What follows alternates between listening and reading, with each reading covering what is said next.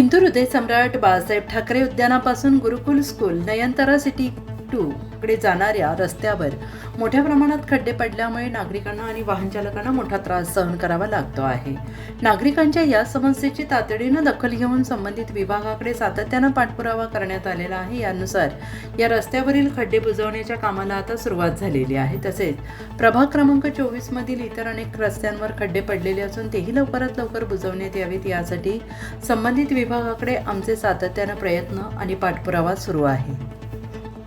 नागरिकांचा प्रवास सुरक्षित, सुकर आणि सुखकर व्हावा यासाठी आम्ही नेहमीच प्रयत्नशील असून परिसरातील विकास कामांसाठी सातत्यानं पाठपुरावा करत राहू. वंदे मातरम.